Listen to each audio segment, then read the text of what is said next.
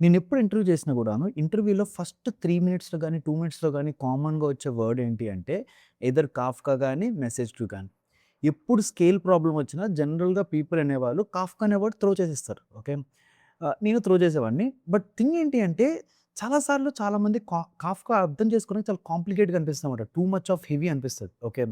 But మనం కొంచెం ఇంటర్నల్‌గా అసలు మెసేజ్ క్యూ పనేంటి అనేది మనం అబ్జర్వ్ చేస్తే, దాని ఫండమెంటల్ అర్థం చేసుకుంటే, మనకది చాలా సింప్లిఫై అయిపోద్దనమాట. ఇన్‌ఫాక్ట్ మెసేజ్ క్యూస్ అనేవి మనం వాడుతున్న చాలా ప్లేసుల్లో ఉంటదనమాట. ఓన్లీ కాఫ్కా, రాబిట్‌ఎంక్యూ ఇవే కాకుండా, మనం డైలీ వాడుతున్న సిస్టమ్స్‌లో బోలెడు దగ్గర దాని ఫండమెంటల్ ప్రిన్సిపల్స్ అనేవి యూజ్ అవుతాయనమాట. సో, ఈ వీడియోలో మనం ఏం డిస్కస్ చేద్దామంటే, అసలు ఆ ఫండమెంటల్ ప్రిన్సిపల్స్ ఏంటి? ఎక్కడెక్కడ వాడుతున్నారు? అనే థింగ్స్ కూడా డిస్కస్ చేస్తున్నాం. ఓకే. ఫర్ ఎగ్జాంపుల్ జనరల్‌గా నేను ఏం బిలీవ్ చేస్తానంటే, మన ఆన్‌లైన్ వరల్డ్‌లో ఏ టెక్నిక్ ఉన్నా దాని ఫస్ట్ ఇన్‌స్పిరేషన్ మాత్రం ఆఫ్‌లైన్ వరల్డ్ నుంచే వచ్చుంటది. ఫర్ ఎగ్జాంపుల్ లెట్స్ సే మీరు ఎస్‌బీఐ బ్యాంక్‌కెళ్లారు. ఎస్‌బీఐ బ్యాంక్‌కెళ్ళగానే అక్కడ ఒక క్యాషియర్ ఉన్నాడు. మీరు ఆ క్యాషియర్ దగ్గరికెళ్లి అమౌంట్ డిపాజిట్ చేయాలి. ఇప్పుడు క్యాషియర్ ఆబ్వియస్‌గా చాలా స్లోగా పని చేస్తుంటాడు. అమౌంట్ తీసుకుంటాడు, లెక్క పెడతాడు, డిపాజిట్ చేస్తాడు. బట్ జనాలు వెయిట్ చేస్తున్నారు. జనాల ఇన్‌ఫ్లో అనేది చాలా ఎక్కువుంది. ఇక్కడ మీరు అబ్జర్వ్ చేస్తే క్యాషియర్ స్పీడ్ ఒకటుంది. జనాల ఇన్‌ఫ్లో స్పీడ్ ఒకటుంది. సో, అందరూ ఏమన్నారంటే, ఓకే. ఇది వర్క్ అయ్యేలా ఉంది. మనం ఏం చేద్దామంటే, ఒక క్యూ మెయింటైన్ చేద్దాము. క్యూలో మీరందరూ ఉండండి. క్యాషియర్ తన స్పీడ్‌తో తను ఒక్కొక్కళ్ళని తీసుకొని వాళ్ళ అమౌంట్ డిపాజిట్ చేస్తూ ఉంటాడు అనే సొల్యూషన్ తెచ్చారు. ఓకే. ఇది offline world solution. It's a classic example of a message queue. But thing ఏంటి అంటే, ఈ కాన్సెప్ట్స్ అనేవి మన కంప్యూటర్ ఆర్కిటెక్చర్‌లో కూడా ఉన్నాయన్నమాట. For example let's say CP గురించి మనందరికీ తెలుసు. సీపీ ఏం చేస్తది? ఇన్‌స్ట్రక్షన్స్‌ని ఎగ్జిక్యూట్ చేస్తది. ఓకే. ఇప్పుడు ఇన్‌స్ట్రక్షన్స్ ఎగ్జిక్యూట్ చేయడం కోసం దాని దగ్గర ఓ సైకిల్ ఉంటది. ఏంటి? ఫస్ట్ ఇన్‌స్ట్రక్షన్ ఫెచ్ చేసుకుంటది. దాని తర్వాత డీకోడ్ చేసుకుంటది. దాని తర్వాత ఎగ్జిక్యూట్ చేసుకుంటది. ఓకే. ఈ విధంగా చేస్తది. ఇప్పుడు ఫెచ్ అనేది ఒక కాంపోనెంట్. దాని పనేంటంటే ఇన్‌స్ట్రక్షన్ ఫెచ్ చేసుకోవడం. డీకోడ్ పనేంటి? ఇన్‌స్ట్రక్షన్స్‌ని డీకోడ్ చేయడం. అంటే అర్థం చేసుకోవడం. థర్డ్ థింగ్ ఎగ్జిక్యూట్ పనేంటి అంటే ఇన్‌స్ట్రక్షన్స్ ఎగ్జిక్యూట్ చేయడం.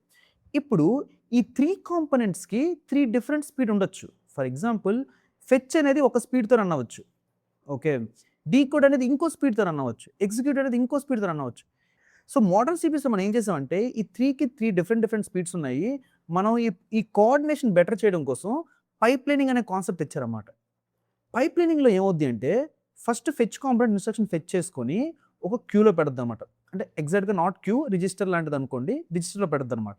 పెట్టిన తర్వాత డీకోడ్ అనేది డీకోడ్ అనేది ఆ రిజిస్టర్ నుంచి ఆ నంబర్స్‌ని తీసుకొని లేపోతే ఆ ఇన్‌స్ట్రక్షన్ తీసుకొని డీకోడ్ చేస్తది. ఓకే.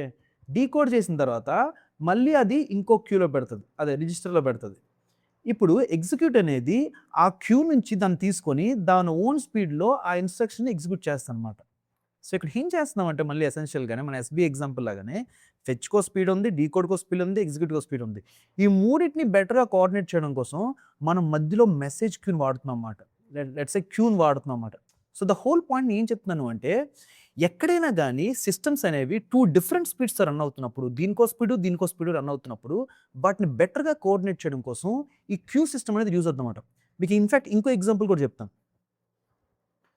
Second example. ఇది మనం కామన్‌గా చూసేది మనం. ఫర్ సీపీ ఎగ్జాంపుల్ అంటే కొంచెం ఇంటర్నల్ థింగ్. మనం ఇంకా కొంచెం అప్పర్ లేయర్‌కొచ్చామనుకో, లెట్స్ సే మన ఏపీఐ కాల్స్ వీటిలో చూద్దాం. ఓకే. మీరు లెట్స్ సే ఒక టామ్ క్యాట్ సర్వర్ రన్ చేస్తున్నారు. ఓకే. ఒక స్ప్రింగ్ బూట్ సర్వర్. ఒక స్ప్రింగ్ బూట్ అప్లికేషన్ రన్ చేస్తున్నారు. దాంట్లో అది టామ్ క్యాట్ సర్వర్ రన్ అవుతుంది. ఇప్పుడు దాంట్లో ఏంటి 2 లేయర్స్ ఉంటాయి. మనకు తెలిసిందే ఇది. ఏంటి కిందది ఓఎస్ లేయర్ ఉంటది. పైది అప్లికేషన్ లేయర్. ఓకే. మీ స్ప్రింగ్ బూట్ సర్వర్ అనేది అప్లికేషన్ లేయర్‌లో రన్ అవుతది. ఇప్పుడు లెట్స్ సే ఎవరో ఒకళ్ళు ఒక ఏపీఐ కాల్ చేశారు. Okay. User name, password save చేయమని. ఓకే. ఇప్పుడు యూజర్ నేమ్, పాస్వర్డ్ మీ స్ప్రింగ్ బూట్ సర్వర్‌తో ఫస్ట్ ఏమవుతది? ఒక టీసీపీ కనెక్షన్ ఫార్మ్ అవుతది. టీసీపీ కనెక్షన్ ఫార్మ్ అయిన తర్వాత, ఈ యూజర్ నేమ్, పాస్వర్డ్ అనేది ఈ రిక్వెస్ట్ మొత్తం ఒక బైట్స్ లాగా ఫస్ట్ ఓఎస్ లేయర్ చేరుతది. ఓకే. ఓఎస్ లేయర్‌లో ఏముంటది అంటే బఫర్స్ ఉంటదన్నమాట. ఓకే. ఒక బఫర్ ఉంటది. బఫర్ అనేది మీరు సింపుల్‌గా అదొక హోల్డింగ్ ఏరియా. హోల్డింగ్ ఏరియా అంటే లెట్స్ సే అదొక క్యూ లాంటిదనుకోండి. ఓకే. నాట్ ఎగ్జాక్ట్‌లీ క్యూ అదొక అర్రే లిస్ట్ లాంటిది కూడా అవ్వచ్చు. ఒక అర్రేస్ ఇలాంటివి అవ్వచ్చు. But okay. ఒక క్యూ అనుకోండి. ఇప్పుడు నేను ఏం చేస్తున్నాను అంటే, నాకు వచ్చిన ప్యాకెట్స్ అన్నీ ఓఎస్ అనేది ఈ క్యూలో పెడుతుందనమాట. ఓకే. ఈ క్యూలో పెడుతుంది. ఈ క్యూలో పెట్టిన తర్వాత నెక్స్ట్ ఏం చేస్తదంటే అప్లికేషన్ లేయర్ చెప్తదనమాట. బాబు నా దగ్గర ప్యాకెట్స్ వచ్చాయి బాబు అని చెప్పేసని. అప్లికేషన్ లేయర్‌లో ఎవరున్నారు? మన టామ్ క్యాట్ ఉన్నాడనమాట. ఓకే. టామ్ క్యాట్ ఏం చేస్తదంటే ఒక థ్రెడ్ ఇస్తదనమాట. టామ్ క్యాట్ ఒక థ్రెడ్ ఇస్తది. ఆ థ్రెడ్ ఏం చేస్తదంటే ఇక్కడున్న ప్యాకెట్స్ అన్నీ తీసుకుంటదనమాట. ఇక్కడున్న ప్యాకెట్స్ అన్నీ తీసుకొని అక్కడ ఇంకో క్యూ ఉంటదనమాట. ఓకే. ఈ ప్యాకెట్స్ అన్నీ తీసుకొని, ఆ ప్యాకెట్స్ రీడ్ చేసి, వాటిని అర్థం చేసుకొని, దాని నుంచి ఒక హెచ్‌టిపి రిక్వెస్ట్, సాకెట్స్ ఇవన్నీ క్రియేట్ చేసి, అది మొత్తాన్ని అది ఇక్కడ ఇంకో క్యూలో పెడతదనమాట. ఓకే. క్యూలో పెట్టిన తర్వాత, ఇప్పుడు అప్లికేషన్ థ్రెడ్ అని ఇంకోటుంటదనమాట. ఇందాక మనం డిస్కస్ చేసింది అది వేరే థ్రెడ్. లెట్స్ సే అది ఆహ్, ఏదో చిన్న థ్రెడ్ అనుకోండి. ఆ చిన్న థ్రెడ్ పనేంటి అంటే, ఇక్కడి నుంచి ఇక్కడికి డేటా ట్రాన్స్‌ఫర్ చేయడానికి. ఈ అప్లికేషన్ థ్రెడ్ పనేంటి అంటే, ఈ క్యూలో ఉన్న డేటాను తీసుకొని, ఆ రిక్వెస్ట్‌ని ప్రాసెస్ చేయడం. అంటే ఏంటి? యూజర్ నేమ్, పాస్వర్డ్ వచ్చింది కదా! సో, నేనిప్పుడు డేటాబేస్ దగ్గరికెళ్ళి, ఆ యూజర్ నేమ్, పాస్వర్డ్ సేవ్ చేస్తాను అనేది ఈ అప్లికేషన్ థ్రెడ్ చేస్తది. కాపోతే ఎందుకు ఇక్కడ క్యూస్ ఇవన్నీ ఎందుకొచ్చాయి? ఓఎస్ అనేది డైరెక్ట్‌గా అప్లికేషన్ థ్రెడ్‌కి ఇవ్వలేదా? అప్లికేషన్ థ్రెడ్ ప్రాసెస్ చేయలేదా? అగైన్ ఇక్కడ మీరు అబ్జర్వ్ చేస్తే, ఇక్కడ కూడా 2 డిఫరెంట్ స్పీడ్స్ రన్ అవుతున్నాయన్నమాట. ఏంటి అంటే, ఫస్ట్ అప్లికేషన్ థ్రెడ్. అప్లికేషన్ థ్రెడ్‌కి చాలా ఎక్కువ పనులుంటాయి. ఎందుకు? దాని పనేంటి? రిక్వెస్ట్ తీసుకొని డేటాబేస్‌కి పిలాలి, ఇంకెవరినో పిలాలి. సో, దాని పనే వేరే ఉంటదన్నమాట. Okay. At the same time ఇప్పుడు ఓఎస్ లేయర్ ఉందనుకో, ఓఎస్ లేయర్ పనేంటేంటి? ప్యాకెట్స్‌ని తీసుకొని అప్లికేషన్ లేయర్‌కి ఇవ్వాలి. ఓకే. ఇప్పుడు ఓఎస్ లేయర్ అన్నది అప్లికేషన్ థ్రెడ్ చాలా బిజీగా ఉంది. నేను ప్యాకెట్స్ తీసుకోలేను అన్నదనుకో, ఇట్స్ ఎ డిజైన్ ఫ్లా. ఎందుకంటే ఓఎస్ లేయర్ ఏమంటది అంటే, ఓకే. నేనేం చేస్తాను అంటే, మనిద్దరి స్పీడ్ వేరేగా ఉంది కాబట్టి మధ్యలో ఒక హోల్డింగ్ ఏరియా పెడతాను. ఆ హోల్డింగ్ ఏరియాలో నాకొచ్చిన ప్యాకెట్స్ అన్నీ పెడతాను. నువ్వు తీరిగ్గా ఉన్నప్పుడు ఆ ప్యాకెట్స్ తీసుకొని ప్రాసెస్ చెయ్యు అంటదన్నమాట. ఓకే. ఆబ్వియస్‌గా దీని ప్రాబ్లమ్స్ దీనికుంటాయి. ఏంటి? అప్లికేషన్ థ్రెడ్ ఎక్కువ సేపు తీసుకుందనుకోండి, ఈ ఓఎస్ లేయర్‌లో ఉన్న బఫర్ అనేది ఫిల్ అయిపోతది. ఫిల్ అయిపోతే ఓఎస్ లేయర్ ఏమంటది? బాబు ఇంతకన్నా ఎక్కువ ప్యాకెట్స్ నేను తీసుకోలేను ఆపేయండి అని చెప్తుంటదన్నమాట. ఓకే. సో, అప్లికేషన్ లేయర్ అనేది అల్టిమేట్‌గా తీసుకోవాలి. ఓకే. కాకపోతే తన ఓన్ స్పీడ్‌తో తీసుకోవచ్చనమాట. మరి ఈక్యూ పనేంటి? ఈక్యూ పనేంటి? ఇప్పుడు ఇది ఇంకో ఆప్టిమైజేషన్ అనమాట మన సర్వర్స్ చేసింది. ఏంటి అంటే, ఓకే. ఓఎస్ లేయర్ అనేది ఫస్ట్ ప్యాకెట్స్ రాగానే ఇక్కడ పెట్టేస్తుంది. ఓకే. పెట్టేస్తుంది. ఓకే. ఇప్పుడు ఈ ప్యాకెట్స్ అనేవి అప్లికేషన్ లేయర్ మీద డిపెండ్ అవ్వకుండా, ఈ ప్యాకెట్స్‌ని ఫస్టు మన దగ్గర పట్టుకొచ్చేయి. మన దగ్గర పట్టుకొచ్చి అసలు ఆ రిక్వెస్ట్‌లేంటి, వాటి సాకెట్స్ ఏంటి అన్నీ ప్రాపర్‌గా క్రియేట్ చేసేయి అని చెప్పేసని ఇక్కడ పట్టుకొచ్చేస్తామన్నమాట ప్యాకెట్స్ అన్నిటిని. ఓకే. దానివల్ల ఇది ఫ్రీ అవుద్ది కొంచెం. ఇది ఫ్రీ అయ్యి మళ్ళీ కొత్త ప్యాకెట్స్‌ని తీసుకోవడానికి దానికి స్కోప్ ఉంటదనమాట. ఓకే. సో, ఇక్కడ ద హోల్ పాయింట్ ఏంటి అంటే ఎక్కడైనా గూడాను ఒక 2, 3 డిఫరెంట్ సిస్టమ్స్ అనేవి డిఫరెంట్ పేస్‌లతో రన్ అయితే వాటిని కోఆర్డినేట్ చేయడం కోసం మనం క్యూస్ అనేవి వాడతాం. ఓకే. సో, ఇదొక సెకండ్ ఎగ్జాంపుల్. ఇలాగ మనం చాలా ఎగ్జాంపుల్స్ తీసుకోవచ్చు. ఈవెన్ మనం లాగ్స్ ఫ్రేమ్‌వర్క్స్ ఉంటాయి. లాగ్4j అని, లాగ్ బ్యాక్ అని ఇలా డిఫరెంట్ డిఫరెంట్ ఫ్రేమ్‌వర్క్స్ ఉంటాయి. వాటిలో కూడా ఈ కాన్సెప్ట్ ఉంటది. సో, ఈ కాన్సెప్ట్ అనేది చాలా దగ్గరలో ఉంటది. ఓకే. ఇప్పుడు మన మెయిన్ దానికొస్తే మనం ఏంటి డిస్ట్రిబ్యూట్ సిస్టమ్స్ దగ్గరికొచ్చాం. ఓకే. డిస్ట్రిబ్యూట్ సిస్టమ్స్ అంటే ఏంటి? మైక్రో సర్వీసెస్ అనుకుందాం. ఓకే. మైక్రో సర్వీస్ వరల్డ్‌లోకొచ్చాం. మైక్రో సర్వీస్ వరల్డ్‌లోని అమెజాన్ అండ్ మైక్రో సర్వీస్ వరల్డ్‌లోని ఒక 3 సిస్టమ్స్ ఉన్నాయి. ఇది ఆర్డర్ సర్వీస్ ఇది. ఓకే. ఇది పేమెంట్ సర్వీస్. ఇది ఫుల్‌ఫిల్‌మెంట్ సర్వీస్. ఓకే. ఆ ఫుల్‌ఫిల్‌మెంట్ సర్వీస్ అంటే ఆర్డర్ రాగానే ఆర్డర్‌ని ఫుల్‌ఫిల్ చేయాలి కదా! ఆర్డర్‌ని డెలివర్ చేయాలి కదా! సో, ఆ పనంతా ఇది తీసుకుంటది. సో, ఇప్పుడు కస్టమర్ అనేవాడు ఆర్డర్ చేయగానే ఓకే. ఆర్డర్ సర్వీస్ ఆ రిక్వెస్ట్ తీసుకుంటది. ఓకే. రిక్వెస్ట్ తీసుకున్న తర్వాత ఇప్పుడు ఆర్డర్ సర్వీస్ అనేది ఫుల్‌ఫిల్‌మెంట్ సర్వీస్ చెప్పాలి. బాబు ఈ ఆర్డర్‌ని ఫుల్‌ఫిల్ చెయ్యు అని చెప్పేసని.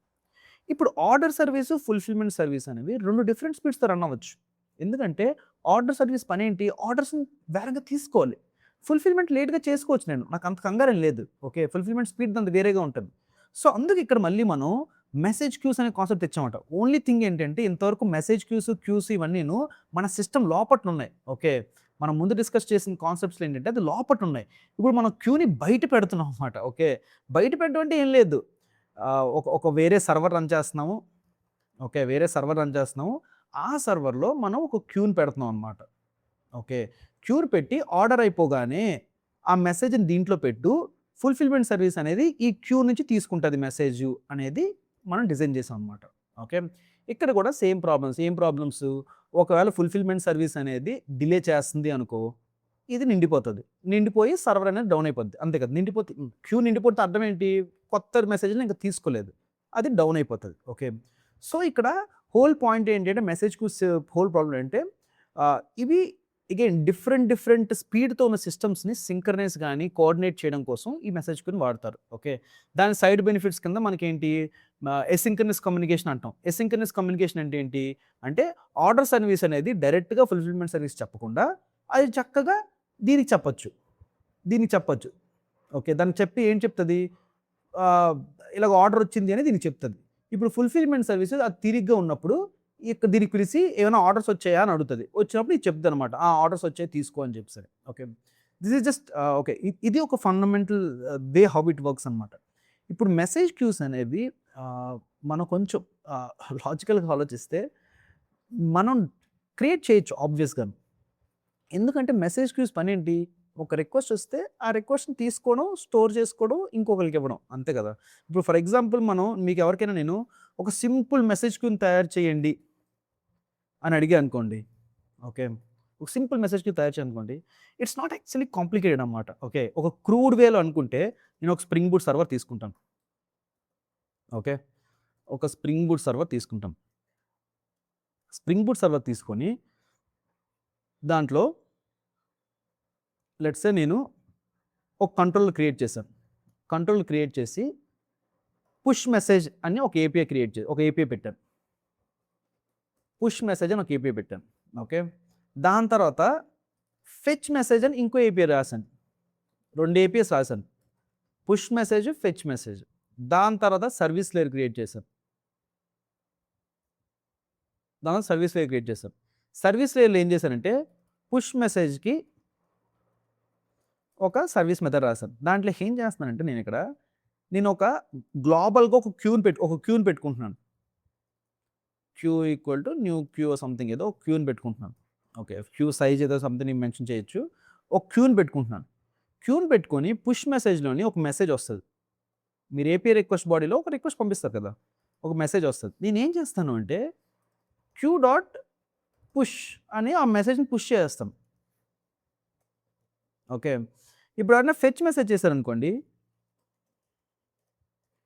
ఫెచ్ మెసేజ్ చేస్తున్నప్పుడు వాళ్ళకి ఏమంటాను, ఇది రిటర్న్ చేయాలి. ఇది ఏం రిటర్న్ చేయాలి, ఫెచ్ మెసేజ్ ఏం రిటర్న్ చేయాలి, మెసేజ్ని రిటర్న్ చేయాలి. సో ఇక్కడ ఏం చేస్తానంటే క్యూ డాట్ పాప్ అంటాను. అదేం చేస్తుంది, ఆ పాపో సంథింగ్ ఏదో సంథింగ్ ఉంటుంది, నాకు ఎగ్జాక్ట్గా దాన్ని టెక్నాలజీ తెలియదు, బట్ హోల్ పాయింట్ అంటే అది తీసేయాలి. ఓకే, సో ఇప్పుడు ఏంటి అంటే ఒకటి పుష్ చేస్తాము, ఇంకోటి బయటికి తీస్తాము. ఇప్పుడు ఎవరైనా ఫర్ ఎగ్జాంపుల్ ఇందాక కేసులో ఏమవుద్ది అంటే మన ఆర్డర్ సర్వీస్ ఉంది కదా, ఆర్డర్ సర్వీస్ అనేది సింపుల్గా మనం రాసిన స్ప్రింగ్ బూట్ సర్వర్కి పుష్ మెసేజ్ అయిపోయింది కాల్ చేస్తుంది. కాల్ చేస్తే ఆ మెసేజ్ అనేది క్యూలో స్టోర్ అవుతుంది. అలాగా నా ఫుల్ఫిల్మెంట్ సర్వీస్ అనేది ఫెచ్ మెసేజ్ని కాల్ చేస్తుంది. అప్పుడు దానికి ఒక మెసేజ్ వచ్చేస్తుంది. సో ఇది very simplistic way of message queue. Obviously దీంట్లో చాలా ప్రాబ్లమ్స్ ఉన్నాయి, బట్ ఇది ఒక వెరీ క్రూడ్ మ్యాటర్ అనమాట. మీరు కూడా ఈరోజు మెసేజ్ క్యూను ఒకటి క్రియేట్ చేసేవచ్చు.